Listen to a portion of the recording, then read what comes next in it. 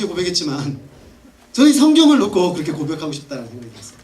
다시 태어나도 이 길을, 다시 태어나도 이 성경을 통해 참된 진리와 생명의 길을 알고 이것을 나누는 그 길을 가고 싶다. 그런 고백을 진심으로 하게 됩니다. 이 시간 다시금 우리 자신의 삶 속에 하나님의 말씀이 우리 곁으로 와서 그 말씀이 우리에게 펼쳐짐으로 말미암아 하나님에 대해, 나에 대해, 세상에 대해, 구원에 대해, 삶의 길에 대해 바로 알게 하신 그 하나님의 은혜를 마음으로 고백하고 우리의 최고의 특권으로 인정하고 고백하는 그런 은혜가 우리 심령에 충만하기를 기도합니다. 둘째로 우리는 이 특권에 걸맞는 책임을 감당하고 있는가 하는 것입니다. 정말 우리가 이것을 특권으로 여긴다면 그에 맞게 우리는 말씀을 사랑해야 합니다. 말씀을 사랑하는 사람은 말씀을 읽게 되겠죠. 말씀을 사랑하는 사람은 읽다 못해 연구하게 되겠죠. 왜냐하면 읽다 보면 이해가 잘 안 되는 부분이 있거든요. 이게 왜 이렇게 말씀하시는 걸까? 이 본문의 문맥은 뭘까?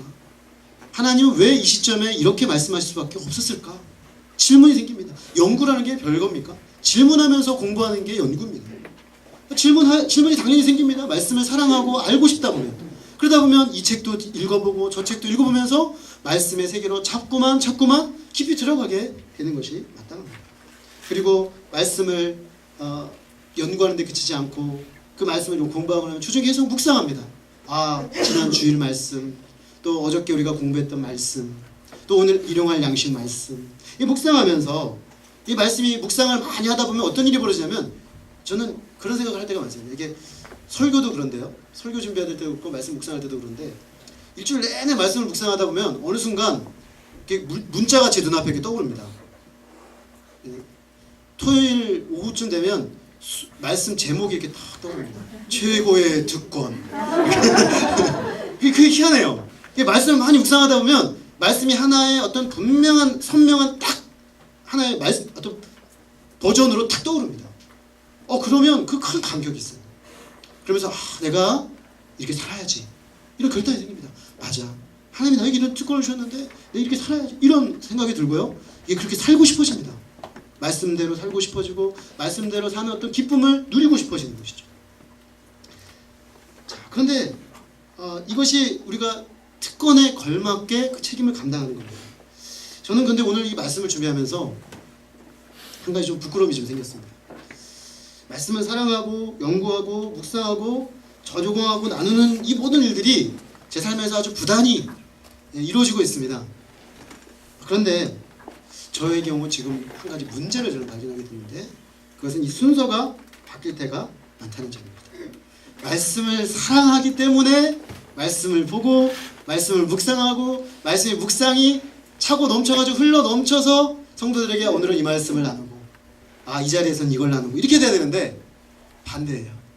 주일 말씀을 섬겨야 되니까 수요예배를 섬겨야 되니까 우리 제자 훈련을 해야 하니까 상정을 해놓고 그 말씀을 주중에 제가 연구를 할 때가 많다는 걸 알게 됐어요. 그러다 보니까 알게 모르게 제 안에 의무감이 생기고 말씀을 연구하는 게 기쁘지 않고 살짝 부담이 되기 시작하고 좀 벗어버리고 싶다라는 생각이 스물스물 제 안에 올라오는 것을 봤습니다. 뭔가 잘못됐구나. 뭐가 잘못됐는가 가만히 생각해 보니까 순서를 바꿨습니다. 순수하게 하나님 말씀 사랑하고 그 말씀 사랑의 열매가 흘러나와서 차고 넘쳐서 그 말씀의 생명을 나누는 자리로 나아가야겠구나. 다시 한번 저는 오늘 말씀 앞에 결심하게 되었습니다. 이 시간 우리 모두 질문을 던져보면 좋겠습니다.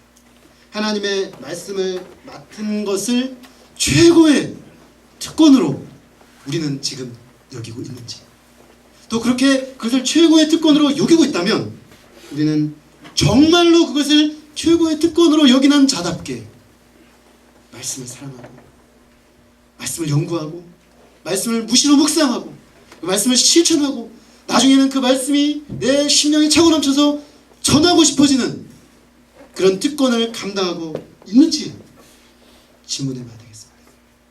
이 질문 앞에 우리가 오늘 다시금 옷깃을 여미고 최고의 특권에 합당한 최고의 책임을 맡은 자로 우리 모두 살 수 있기를 간절히 기도합니다. 기도하겠습니다.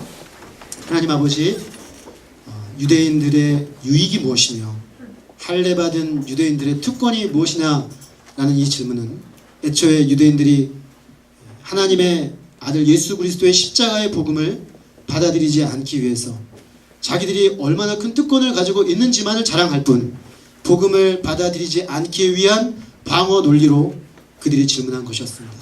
그러나 오늘 우리가 이 질문을 정직하게 받아서 다시 구약 성경의 역사 속으로 들어가서 과연 유대인들이 받은 특권이 무엇인지 살펴보았을 때 유대인들은 실로 어마어마한 특권을 받아 누린 사람들이었음을 깨닫게 됩니다.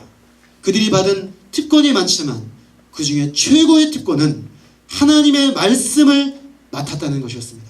그래서 그들은 하나님을 분명히 알 수가 있었고 하나님 앞에 인생이 어떠함을 알 수 있었고 이 하나님이 이 세상을 어떻게 운행하고 계시는지 세상에 대한 참된 관점을 가질 수 있게 되었고 그리고 하나님의 구원의 진리의 말씀으로 말미암아 참된 구원에 이를 수 있는 특권 중에 특권을 가지고 있었음을 깨닫게 됩니다.